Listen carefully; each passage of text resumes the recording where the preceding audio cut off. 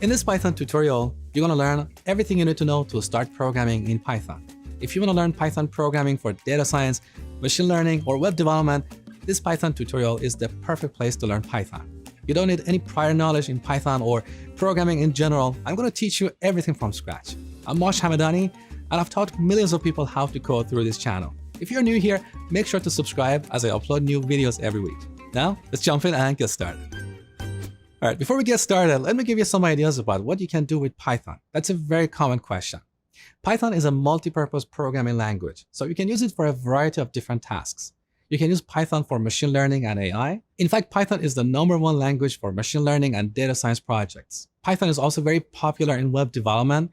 Using Python and a framework called Django, you can build amazing websites. Here are 5 websites powered with Python and Django: YouTube, Instagram, Spotify, Dropbox, and Pinterest. You can also use Python in automation. With Python, you can save your time and increase your productivity by automating repetitive tasks. So why are you learning Python? Are you learning it for automation, for data science, or web development? Let me know in the comment section below. All right, the first thing I want you to do is to head over to python.org to download the latest version of Python. So you go to Downloads and select the latest version of Python. Here in your Downloads folder, you should see this package. Simply double-click it. You're going to see this Python installer. If you're on Windows, you will see this checkbox over here, Add Python to Path. Make sure to check it. It's really important. Otherwise, you're not going to be able to follow this tutorial. Simply click on Continue. Again, one more time. Agree with the terms and install the latest version of Python. Now here you need to enter the username password of your computer. So let's do that real quick. Next, you need to install a code editor. We use a code editor to write our code and execute it. The most popular code editor for Python is PyCharm. You can get it from jetbrains.com/PyCharm. So on this page, click on Download. You should see 2 different editions. One is the Professional Edition, which is commercial. And we also have this Community Edition, which is free and open source. So we're going to download the Community Edition. Now in your Downloads folder, you should have this package. Let's double-click it.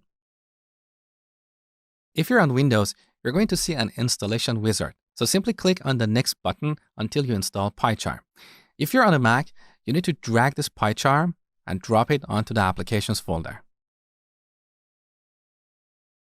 Now, let's open it. The first time you open PyCharm, you have to configure a few settings. We don't want to spend time on this. So over here, you're going to click on Skip Remaining and Set Defaults. Now let's create a new project. Over here, we can specify the location and the name of our Python project. So let's append Hello World to this path. This is where our Python project is going to be saved. So let's click on Create. In this window, you can see the content of our project. So here's our Hello World project. Currently, we have only one folder inside this project, that is VN, which is short for virtual environment. We'll talk about virtual environments in the future. So currently, we don't have any Python files inside this project. A real application can consist of tens or hundreds or even thousands of Python files. So let's right-click on the project name and go to New Python File. We're going to call this file App. Now we can collapse this project window by clicking on this icon. So now we have more space. Let's write our first Python code. We're going to write print all in lowercase, then add parentheses, then add quotes, either single quotes or double quotes. And inside these quotes, we're going to write Hello World. So this is what we call a string. A string means a string or sequence of characters. In simple words, that means textual data. So in Python and in many other programming languages, whenever we're dealing with textual data, we should always surround our text with quotes. In Python, we can use single or double quotes. Now, this print you see here is a function built into Python, and we can use it to print a message on our application window. So let me show you how to run this code.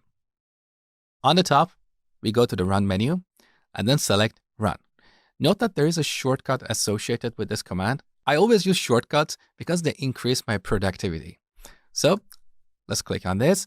Now select app, and over here, you can see this little window. This is what we call the terminal window, and it shows the output of our program. So here's the hello world message printed in the terminal window. Now, as you learn more Python, you will learn how to build applications that have a graphical user interface. That's an advanced topic, so for now, let's not worry about it.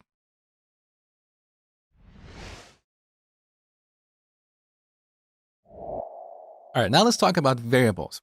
We use variables to temporarily store data in a computer's memory.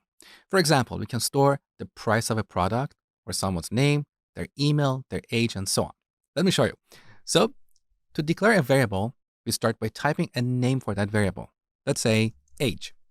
Then we add an equal sign, and then we type a value. Let's say 20.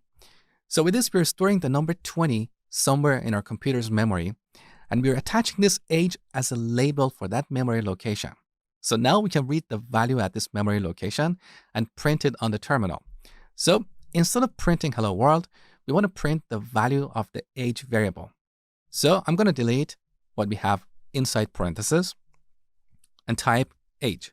Note that I'm not adding quotes because if I run this program, we'll see the text age on the terminal. We don't want that. We want the value of the age variable. So let's remove the quotes and print the value of the age variable. Now here on the toolbar, you can click on this play icon to run your program, or you can use the shortcut that I showed you in the last video. So the shortcut is over here. On a Mac, that's Control, Shift, and R. So there you go. Now you can see the value of the age variable. Now we can also change the value of a variable. For example, on line 2, we can set age to 30. Now, when we run our program, we see 30. So as you can see, our program gets executed from top to bottom. So this is how we can declare and use a variable. Now let's look at a few more examples. So I'm going to declare another variable called price and set it to 19.95. So in Python, we can use numbers with a decimal point or whole numbers.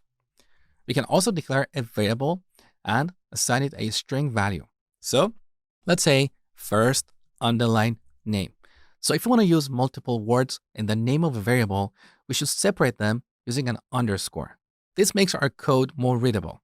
See what would happen if I didn't use this underline. This is not easily readable. So we always separate multiple words by an underscore. Now we set this to a string. So we can use single quotes or double quotes. Let's say Mosh. We also have a special type of value called a Boolean value, which can be true or false. That is like yes or no in English. Let me show you. So I'm going to declare another variable called isOnline and set it to true. We could also set it to false. What we have here is called a Boolean value. Now note that Python is a case-sensitive language, so it's sensitive to lowercase and uppercase letters. In this case, if I use a lowercase f, you can see an error over here because this is not recognized in Python. So false with a capital F is a special keyword in Python that represents the Boolean false value. So this is how we can declare and use variables in Python. All right, now here's a little exercise for you. Imagine we want to write a program for a hospital. So we're going to check in a patient named John Smith. He's 20 years old and is a new patient. I want you to declare a few variables to store these values. Use the comment box below to share your code with others.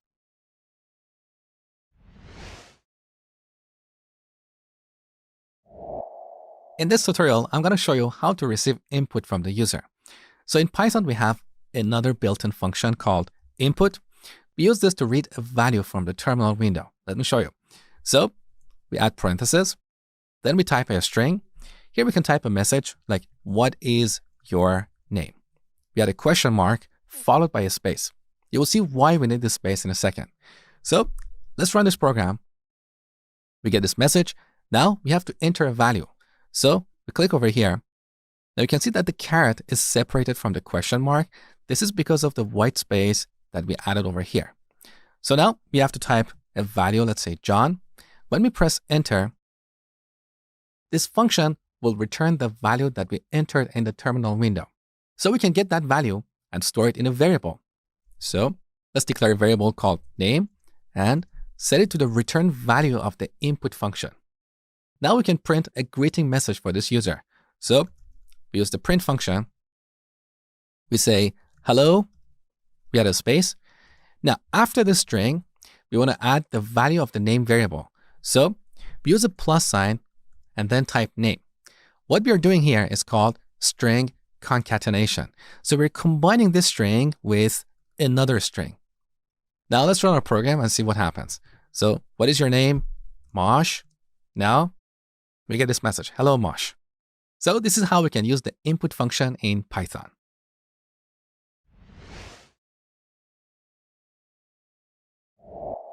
You have learned about the three types of data in Python.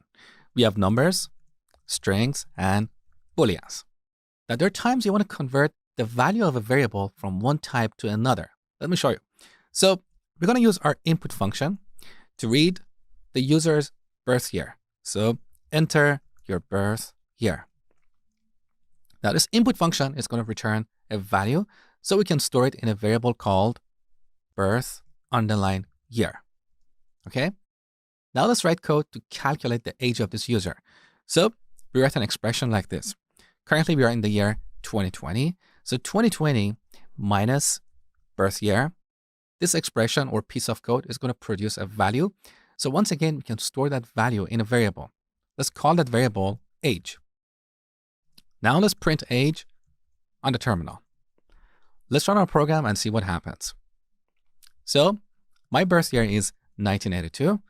Enter. Oops, our program crashed. So whenever you see this red message, that indicates an error. So this error occurred in this file, that is our app.py, on line 2. Right below that, you can see the piece of code that generated this error. So that is this expression, 2020 minus birth year. Now below that, you can see the type of error. So here we have unsupported types for subtraction. We have int and stir. What are these? Well, this int is short for integer, and that represents a whole number in programming. So 2020 is an example of an integer. Now birth year is an example of a string, because whenever we call the input function, this function will return a value as a string, even if we enter a number. In other words, when I entered 1982, this input function returned a string with these characters, 1982. So this string is different from the number 1982. They're completely different types. So in this case, let me delete these lines. The reason we got this error is that we tried to subtract a string from an integer. So our code looked like this, 1982. Now Python doesn't know how to subtract a string from an integer. So to solve this problem, we need to convert this string to an integer. Now in Python, we have a bunch of built-in functions for converting the types of our variables. So we have this int function. We can pass our birth year to it, and this will return the numeric representation of the birth year. So to solve this problem, we need to replace the string with the int function. So let's see what's going on here. On the first line, we call the input function. This returns a string. On the second line, we pass this string to our int function. The int function will return the numeric representation of the birth year. Then we subtract it from 2020. We get the age and store it in the age variable. Now let's run our program. So 1982, and there you go. I'm 38 years old. So this is how the int function works. Now we also have another built-in function called float. That is for converting a value to a floating point number. A floating point number in Python and other programming languages is a number with a decimal point. So 10 is an integer and 10.1 is a float. So we have int, we have float, and we also have bool for converting a value to a boolean. And finally, we have stir for converting a value to a string. So these are the built-in functions for converting the type of our variables. Now here's a little exercise for you. I want you to write a basic calculator program. So here we have to enter two numbers. We can type a whole number or a number with a decimal point. And then our program will print the sum of these two numbers. So pause the video, spend 2 minutes on this exercise, and then see my solution. All right, first we're going to call our input function to read the first number. We get the result and store it in a variable called first. Now, let's declare another variable called second and read the second number. Now, we calculate the sum, so that is first plus second. Now let's see what happens when we print sum on the terminal. So I enter 10 and 20, but instead of 30, we get 1020. This is because we're combining or concatenating two strings. So, as I told you before, the input function returns a string. So this line will be equivalent to first equals 10. We're dealing with a string, not an integer. Similarly, second is going to be 20 as a string. So when we combine two strings, 10 plus 20, we'll get 1020 because we're dealing with textual data, okay? So to solve this problem, we need to convert the values we read to their numeric representation. So over here, we're going to pass first to our int function, and here as well. Now let's run our program. So we enter 10 and 20, we get 30. What if we enter a floating point number? So 10.1 and 20. We got an error. So to solve this problem, we need to treat both these values as floats. So instead of the int function, we're going to use the float function. Now, let's run our program one more time. We enter a whole number and a floating point number. So the result is correct. Now, let's add a label over here. So sum is plus sum. Let's run our program one more time. 10 and 20. Once again, we got an error.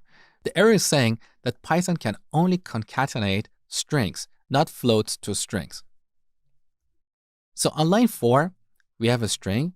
We're concatenating this with a float because the result of this expression is a floating point number. We're adding two floats, so the result is a float as well.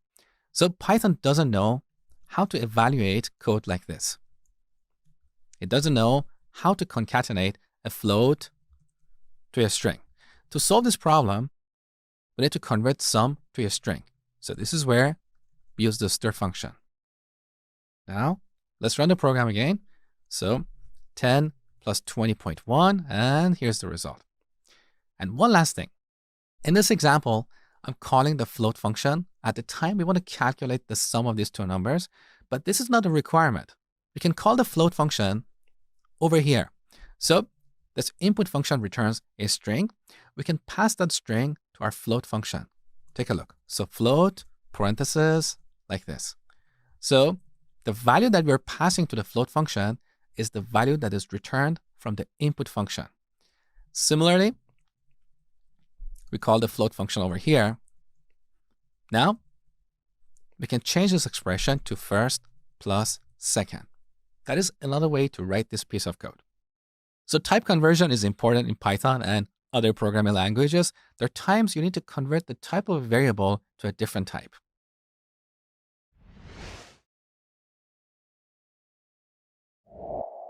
In this tutorial, I'm going to show you a bunch of cool things you can do with strings in Python.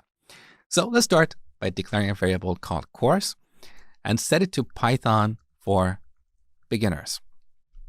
Now this string that we have over here is technically an object. And an object in Python is like an object in the real world. As a metaphor, think of the remote control of your TV. This remote control is an object and it has a bunch of capabilities. It has a bunch of buttons for turning your TV on, turning it off, changing the volume, and so on. Now in this program, this course variable is storing a string object. This string object has a bunch of capabilities. So if you type course dot, you can see all the capabilities available in a string object. These are basically functions that you can call, just like the print or input functions. The difference is that the print and input functions are general purpose functions. They don't belong to a particular object, but the functions you see over here are specific to strings. Now, more accurately, we refer to these as methods. So when a function is part of an object, we refer to that function as a method. So let's look at a few examples. Here we have a function or a method called upper, and we use that to convert a string to uppercase. So if we print course.upper and run this program, you can see our course in uppercase. Pretty useful. Now, what you need to understand here is that this upper method does not change our original string. It will return a new string. So right after this, if we print course, you can see that our course variable is not affected. So the upper method returns a new string. Now, similarly, we have another method called lower for converting a string to lowercase. We have a method called find to see if our string contains a character or a sequence of characters. For example, here we can pass y, and this will return the index of the first occurrence of y in our string. So in Python, the index of the first character in a string is 0. So here we have 0, 1, 2, 3, 4, and so on. So when we run this program, you're going to see 1 on the terminal because the index of y is 1. Take a look. First, I'm going to delete this line. We don't need it anymore. Also, let's delete this line. Let's run the program.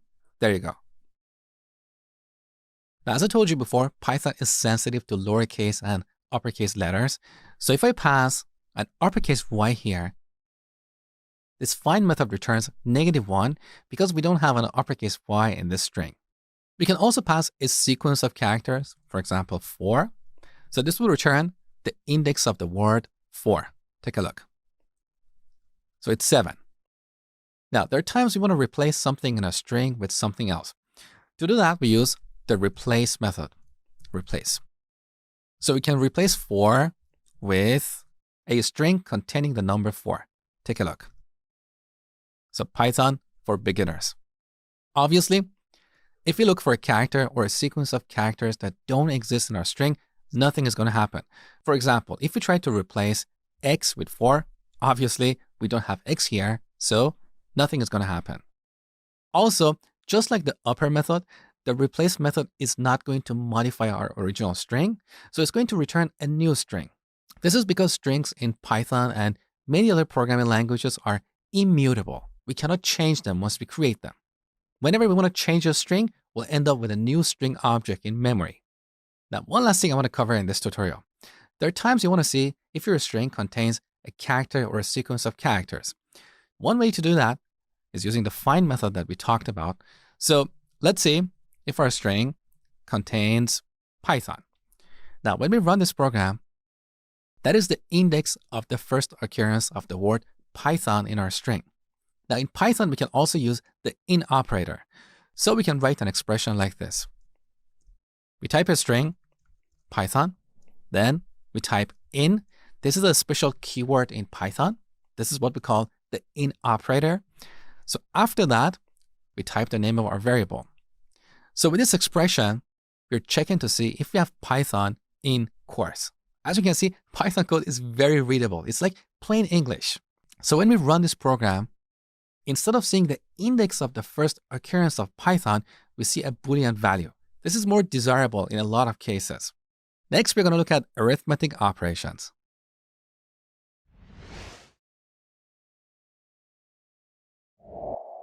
In this tutorial, I'm going to show you the arithmetic operators that we have in Python. These are the same arithmetic operators that we have in math. For example, we can add numbers, we can subtract them, multiply them, and so on. So let's print 10 plus 3. When we run this program, we get 13. So this is the addition operator. We also have subtraction, we have multiplication, and division. Now, technically, we have two different types of division operators. We have a division with 1 slash and another with 2 slashes. Let's look at the differences. If we use a single slash, we get a floating point number that is a number with a decimal point. But if we use double slashes, we get an integer, a whole number. We also have the modulus operator that is indicated by a percent sign, and this returns the remainder of the division of 10 by 3. So that is 1. And finally, we have the exponent operator that is indicated by 2 asterisks. So this is 10 to the power of 3. So when we run this, we get 1,000. Now, for all these operators that you saw, we have an augmented assignment operator. Let me explain what it means. So let's say we have a variable called x, and we set it to 10. Now we want to increment the value of x by 3. So we have to write code like this: x equals x plus 3. When Python executes this code, it's going to evaluate this expression or this piece of code. The result of this expression is 10 plus 3, which is 13. Then it will store 13 in the x. Now there is another way to achieve the same result using less code. We can type x plus equal 3. What we have on line 3 is exactly identical to what we have on line 2.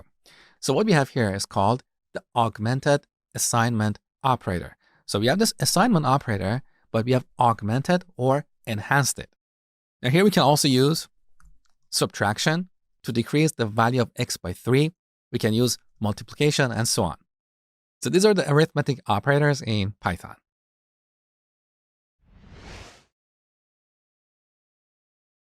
All right, let me ask you a question. I'm going to declare a variable called x and set it to 10 plus 3 times 2. What do you think is the result of this expression? This is a basic math question that unfortunately a lot of people fail to answer. The answer is 16. Here's the reason. In math, we have this concept called operator precedence, and that determines the order in which these operators are applied. So multiplication and division have a higher order. So this part of the expression gets evaluated first. So 2 times 3 is 6, and then the result is added to 10. That is why the result of this expression is 16. Now in Python, operator precedence is exactly like math, but we can always change it using parentheses. For example, in this expression, if we want 10 plus 3 to be evaluated first, we can wrap it in parentheses. So like this. Now when we execute this code, we're going to see 26 because 10 plus 3 is 13, and that divided by 2 is 26. Let's verify this. So print x, and we get 26.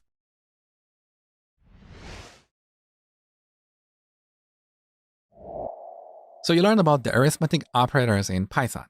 Now in Python, we have another set of operators called comparison operators. We use these operators to compare values. Let me show you. So I'm going to declare a variable called x and set it to an expression like this. 3 is greater than 2. So what we have here, this piece of code, this expression is called a Boolean expression because it produces a Boolean value. So in this case, because 3 is greater than 2, the result of this expression is the Boolean true. So if we print x, we get true on the terminal. So here's the greater than operator. We also have greater than or equal to. We have less than. We have less than or equal to. Here's the equality operator, which is indicated by 2 equal signs. Do not confuse this with the assignment operator. So here we're comparing 3 and 2 for equality. So if we run our program, we see false because 3 does not equal to 2. So here's the equality operator. We also have the not equality operator that is indicated by an exclamation mark followed by an equal sign. So let's quickly recap. Here are the comparison operators we have in Python. Greater than or equal to, less than or equal to, equal, and not equal. These operators are extremely important in real Python programs because quite often we have to compare values to evaluate certain conditions. You're going to see that soon.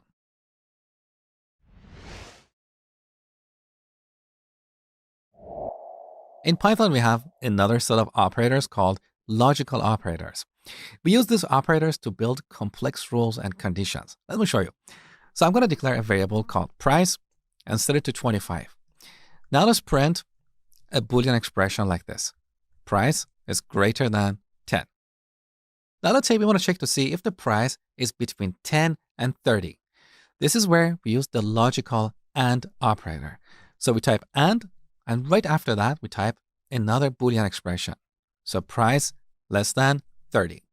So with this AND operator, if both these Boolean expressions return true, the result of this entire expression will be true. Take a look. So in this case, we get true because the price is between $10 and $30. We also have the OR operator. With the OR operator, if at least one of these Boolean expressions returns true, then the result of this entire expression will be true. To demonstrate this, I'm going to change price to 5. Let's see how Python is going to execute this code. So first, it's going to look at this Boolean expression. Is price greater than 10? No, it's not. So it will keep going. Then it will look at the second Boolean expression. Is price less than 30? It sure is. So the result of this entire expression will be true. Take a look. There you go. We also have the not operator, which basically inverses any values that you give it. Let me show you. So we're going to have one Boolean expression, price greater than 10. The result of this expression is false. Now, if we apply the not operator, this will inverse false to true. So when we run the program, we get true. So let's quickly recap. In Python, we have 3 logical operators. We have logical AND, which returns true if both expressions return true. We have logical OR, which returns true if at least one expression returns true. And we have NOT, which inverses any value that we give it.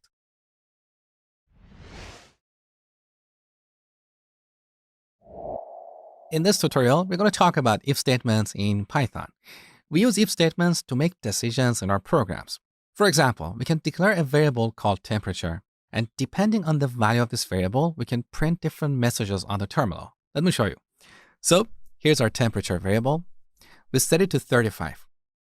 Now, let's say if temperature is greater than 30, we want to print a message saying it's a hot day.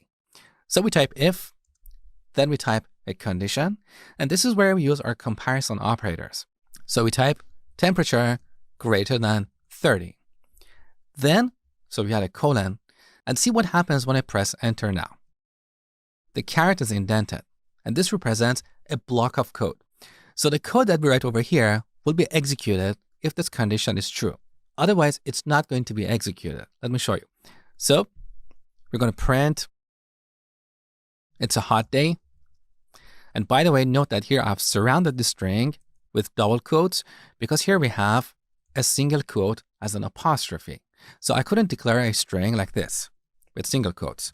If I typed, it's a hot day, look, Python gets confused because it thinks this single quote represents the end of our string, so it doesn't recognize the subsequent characters, okay?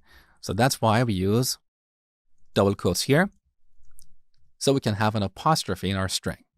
So it's a hot day. Now, if I press enter again, the caret is indented. So the code that we write here will be part of our if block, and it will get executed if this condition is true. So here we can print a second message, drink plenty of water. Now to terminate this block, we press enter and then press shift and tab. The caret is no longer indented, so the code that we write here will always get executed no matter what, whether this condition is true or not. Now, in C-based programming languages like C++, C#, Java, and JavaScript, we represent a block of code using curly braces. So you start a block of code using a left brace and then end it using a right brace. In Python, we don't have curly braces. So we use indentation to represent a block of code, okay? So in this case, these two lines are indented, and that means they are part of this block of code. Now, let's run the program and see what happens. So we see these two messages because the temperature is greater than 30. Now, if I change the temperature to 25 and run the program again, we don't see anything, okay? Now, after this block, let's print done. Because this code is not indented, it will always get executed. It's not part of our if block, okay? So take a look. Here's the done message. Now, let's add a second condition. So if temperature is not greater than 30, that means it's less than or equal to 30. So I'm going to add a second condition. So if the temperature is between 20 and 30, I want to print it's a nice day. So here we type elif, that is short for else if, and here we type a second condition. So temperature greater than 20. We add a colon, press enter. Now we have a new block. So here we can print, it's a nice day. So if this condition is true, that means the temperature is greater than 20 and less than or equal to 30. Now what we have here is called a comment That is why it's grayed out. It's not real code. It's just some note that we add to our program. Python is not going to execute this. So whenever we type a pound sign, what we have after is treated as a comment, okay? So if this condition is true, then we're going to see this message on the terminal. Let's run our program and verify this. There you go. The temperature is 25. That's why we see this message. Now we can have as many conditions as we want. There are no limitations, okay? So let's add another condition. Elif temperature is greater than 10, then we're going to print it's a bit cold. Now in this case, if this condition is true, that means the temperature is greater than 10 and less than or equal to 20. Now finally, if the temperature is less than 10, let's print a message saying it's a cold day. So here we type else, then we add a colon, and now we have a new block. So this code will get executed if none of the above conditions are true. So here we can print it's cold. So this is how we use if statements to make decisions in our programs.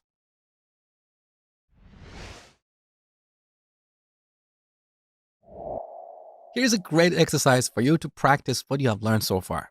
I want you to write a weight converter program like this. So this program is asking me my weight. I enter 170. Next, it's asking me if the weight is in kilograms or pounds. So I can type K for kilograms or L for pounds. I can type a lowercase l or an uppercase L. It doesn't matter. So let's go with a lowercase l. Now it tells me weight in kilogram is 76.5.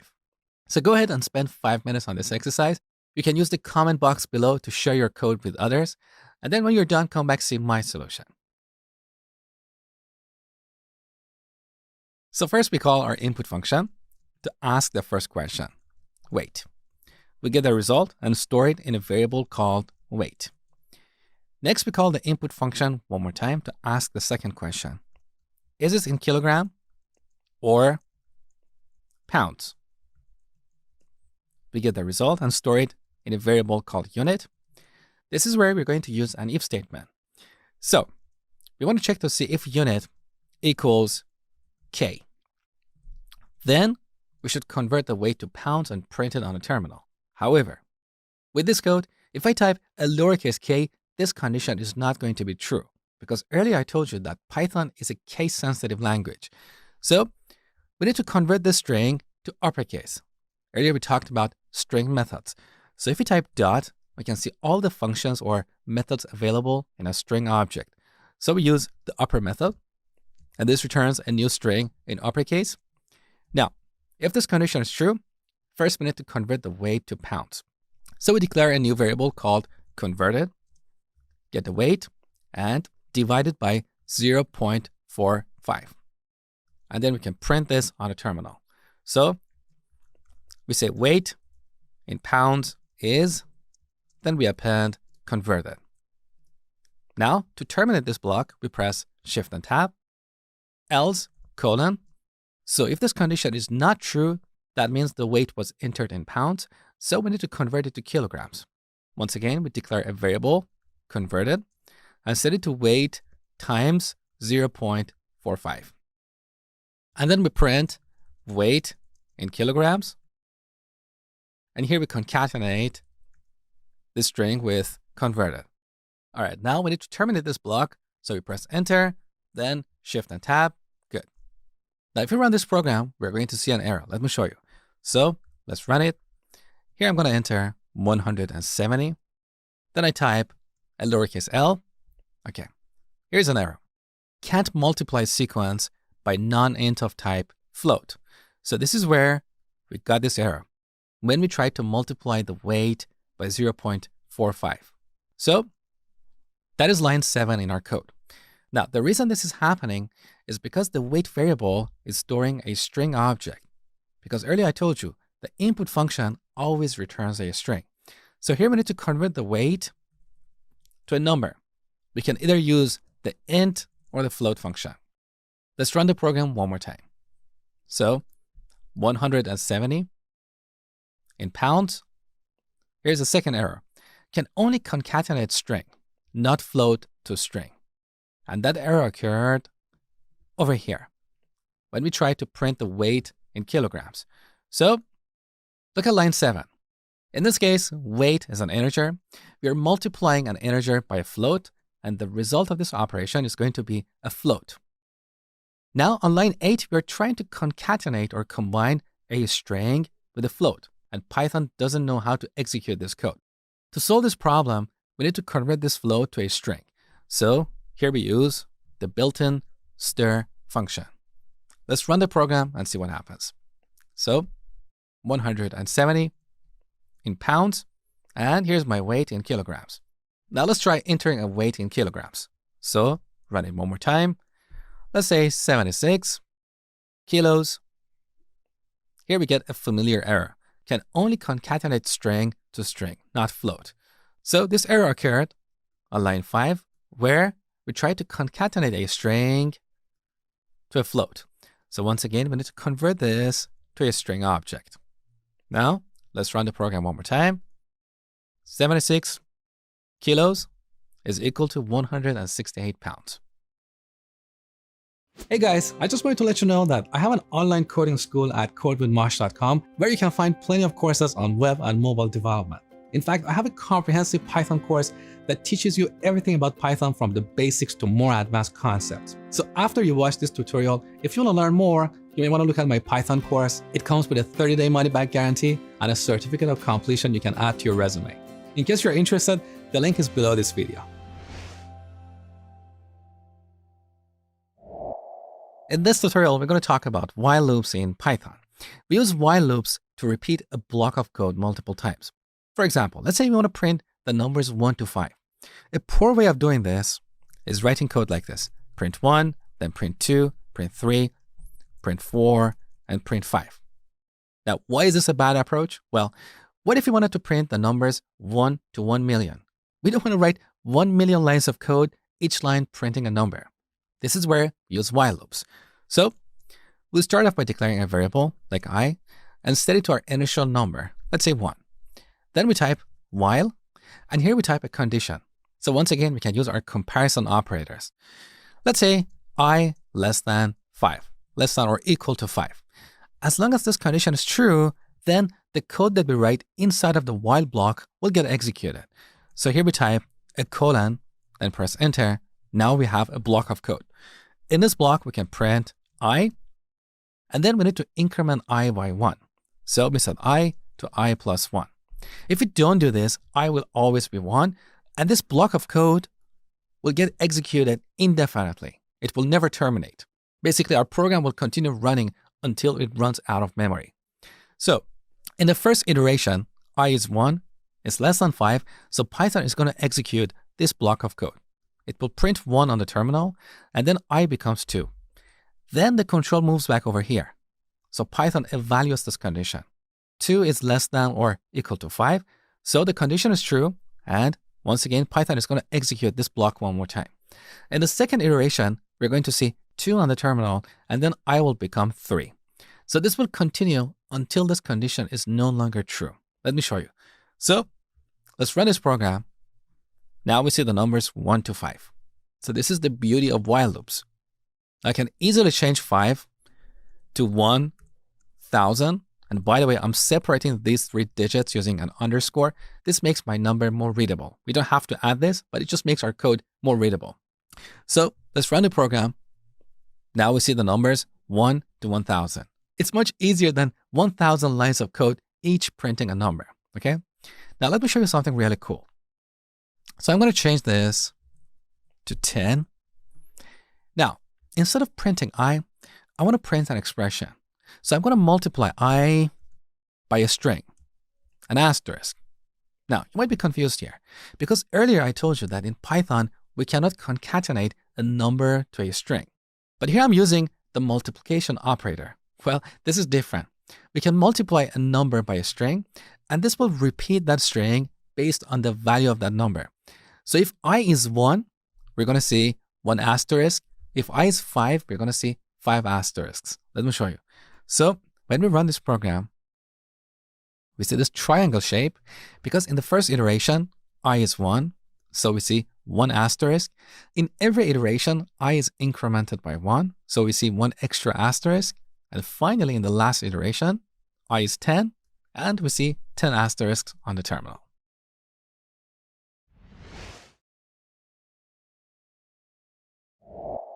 So you have learned about 3 types of data in Python.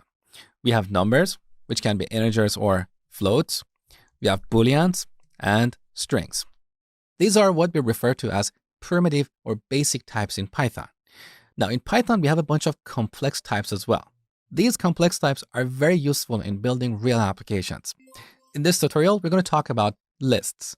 We use lists whenever we want to represent a list of objects, like a list of numbers or a list of names. Let me show you. So I'm going to declare a variable called names and set it to a list of names. So here we add square brackets to represent a list. And now we can add 1 or more objects inside this list. In this list, we add a bunch of names like John, Bob, Mosh, Sam, and Mary. So we separate these elements, these items, using a comma, okay? Now, let's print our list. So print names. Take a look. It comes out exactly like how we wrote it. Now, we can also get individual elements in this list. For example, if we want to get the first element in this list, here we type a pair of square brackets, and inside the square brackets, we type an index. The index of the first element in this list is 0. So now, when we run this program, we're going to see John on the terminal. There you go. Now, in Python, we can also use a negative index. This is a feature that I personally have not seen in other programming languages. So if 0 represents the first element in this list, what do you think -1 represents? It represents the last element in this list. Let's verify it. So let's run the program, and here's Mary. What about -2? Well, that represents the second element from the end of the list. So let's run the program, and here's Sam. Now we can also change an object at a given index. For example, let's say here we made a mistake, and this John should not be spelled with an H. So we need to reset it. We type names of 0. Now we treat this like a regular variable. So we set it to a new value. We set it to John without an H. Now let's print our list. And here's our updated list. Beautiful. We can also select a range of values. For example, let's say we're only interested in the first 3 names. So over here, we type square brackets. And here we need to type 2 indexes, a start index and an end index. Our start index is 0 because we want to start from here. And our end index is going to be 0, 1, 2, plus 1. That's going to be 3. So we add a colon 3. So Python is going to return all the elements from the start index up to the end index, but excluding the end index. So it's going to return the elements at index 0, 1, and 2. Take a look. Here are the first 3 names. And by the way, this expression does not modify our original list. It returns a new list. So right after this print statement, if we print our original list, you can see that it's not changed. So this is how we use lists in Python.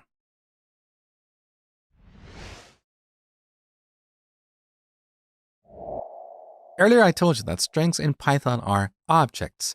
Objects in programming are kind of like objects in the real world, like your mobile phone, your bicycle, the remote control of your TV, and so on. They have certain capabilities. So if we type a string here and then press dot, we can see all the functions or methods available in a string object in Python. Now, lists are also objects. So they have a bunch of methods for adding items, for removing them, and so on. Let me show you. So I'm going to declare a list of numbers. Let's say 1, 2, 3, 4, and 5. Now, to add a new element at the end of this list, we can use the append method. So we type numbers.append, and here we type 6. Now, let's print our list. So here's our updated list. Beautiful. Now, what if you want to insert a number somewhere in the middle or at the beginning? For that, we use the insert method. So we're going to call the insert method. Now, on the top, go to the view menu and look at parameter info. Look at the shortcut. On a Mac computer, it's Command and P. On Windows, it's probably Control and P. If we use this shortcut, we can see the values that this method expects. So the first value that this method expects is an index value, and the type of this value is an integer. So if I want to insert a value at the beginning of this list, I should pass 0 as the index of the first element, right? So let's pass 0. Now, the second value is highlighted. So the second value is an object, and the type of this is t. That basically means this can be any type. We can pass a number, we can pass a boolean, we can pass a string, we can pass a list, or any type of objects in Python. So I'm going to pass -1. Now let's run our program. You can see -1 appeared at the beginning of our list. We also have a method for removing items. So let's call remove 3. Let's run the program. 3 is gone. We only have 1, 2, 4, and 5. Now, if you want to remove all the items in the list, we call the clear method. So clear. This method doesn't expect any values. So let's run our program. Our list is empty. Now, sometimes you want to know if a given item exists in our list or not. To do that, we use the in operator. So let's remove this line. Instead of printing our numbers list, I'm going to print an expression. 1 in numbers. So here we're using the in operator. We're checking to see if 1 is in the numbers list. So this is a Boolean expression. It returns a Boolean value. Take a look. So we get true. Obviously, if we search for a value that doesn't exist in this list, like 10, we get false, okay? Now, finally, there are times you want to know how many items you have in a list. To do that, you can use the built-in len function. So let's print len of numbers. So len is a built-in function, just like the print function. That is why it's highlighted as purple. It returns the number of elements in a list. Take a look. So we have 5 elements in this list.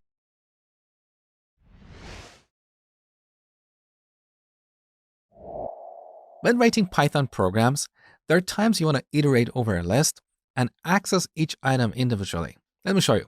So I'm going to declare a list of numbers, 1, 2, 3, 4, 5. Now, if we print this list, it comes out exactly like how we wrote it, using the square bracket notation. But what if we wanted to print each item on a separate line? That is where we use the for loop. Let me show you. So we're not going to print the entire list. Instead, we're going to type for. Now we declare a variable, which is called a loop variable. Let's call it item. Then we type in numbers. Next, we add a colon to start a block of code. So this is what we call a for loop. With this for loop, we can iterate over all the items in this list. In each iteration, this item variable is going to hold one value. So in the first iteration, item is going to be equal to 1. In the second iteration, it's going to be equal to 2, and so on. So now if we print item and run our program, we see each item on a new line. So this is how we use a for loop. Now we could also achieve the same thing using a while loop, but our code would be a little bit longer. Let me show you. So we would have to start by declaring a loop variable outside of our while loop. Let's say I, we set it to 0. Now we say while I is less than. Here we need to find out how many items we have in this list. So we use the len function, len of numbers. So as long as I is less than the length of the list, print. Now we can use the square bracket notation to get the element at this index. So numbers of I. Now we need to increment I by 1. So I equals I plus 1. Let's run the program and see what we get. So we get the numbers 1 to 5. These are coming out from our for loop. And then we get the numbers 1 to 5 one more time. These are coming out from our while loop. Now, if you compare these two approaches, you can definitely see that the implementation using the for loop is shorter and easier to understand. We don't have to use the square bracket notation. We don't have to call the len function. We don't have to declare a variable, a loop variable, and then increment it explicitly. So with the for loop, in each iteration, the item variable will automatically hold one value in this list.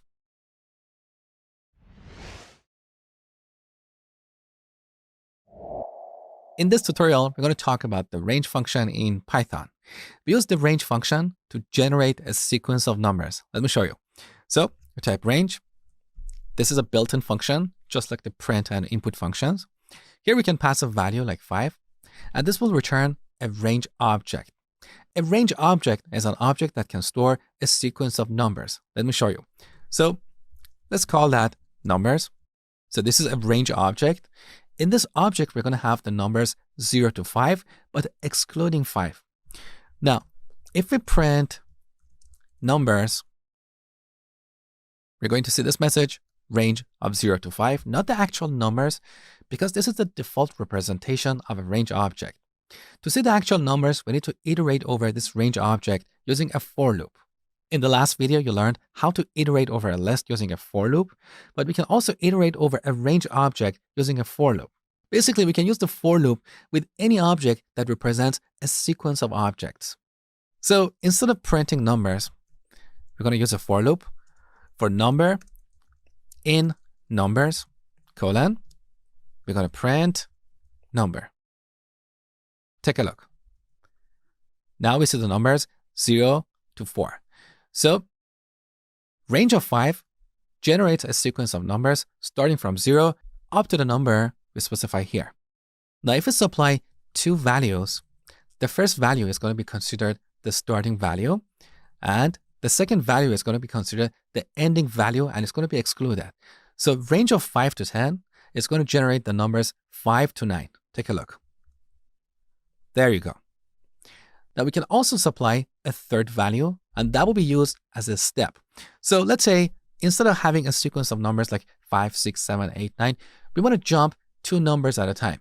So 5, 7, 9, and so on. So here we pass 2 as the step. Take a look. So we get these odd numbers, 5, 7, and 9. So this is the range function in Python. Like quite often, you see the range function used as part of a for loop. Because we don't really need to store the result in a separate variable, we can call the range function right here, where we are using the numbers variable. So we can type range of 5, and this will return a range object holding the numbers 0 to 4. Take a look. There you go. So we don't really need to store the result in a separate variable like numbers. There you go.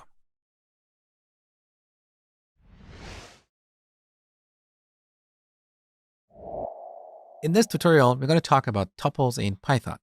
Tuples are kind of like lists. We use them to store a sequence of objects, but tuples are immutable, which means we cannot change them once we create them. Let me show you. So I'm going to start by defining a list of numbers, 1, 2, 3. Now we use square brackets to define a list and parentheses to define a tuple. So now this numbers variable is storing a tuple. If we try to reassign, let's say the first element, we're going to get an error. Tuple object does not support item assignment. So this is what I meant by tuples are immutable. They're unchangeable. Also, if we type numbers dot, you don't see any methods like append, insert, remove, and so on. We only have count and index. Count returns the number of occurrences of an element. For example, if we have, let's say, 2 3s in this tuple and call count of 3, this will return 2. The other method we have here is index, and this returns the index of the first occurrence of the given element. Now, these other methods you see here that start with an underscore, they're called magic methods. It's an advanced topic, and I've covered it in detail in my complete Python programming course. If you're interested, the link is down below this video. So, tuples are immutable. We cannot change them once we create them. Now, practically speaking, most of the time you would be using lists, but there are times that once you create a list of objects, you want to make sure that somewhere in your program, you or someone else is not going to accidentally modify that list. If that's the case, then you should use a tuple. Hey guys, I just wanted to let you know that I have an online coding school at codewithmosh.com where you can find plenty of courses on web and mobile development. In fact, I have a comprehensive Python course that teaches you everything about Python from the basics to more advanced concepts. So after you watch this tutorial, if you want to learn more, you may want to look at my Python course. It comes with a 30-day money-back guarantee and a certificate of completion you can add to your resume. In case you're interested, The link is below this video. Hey Mosh. Hey Mosh.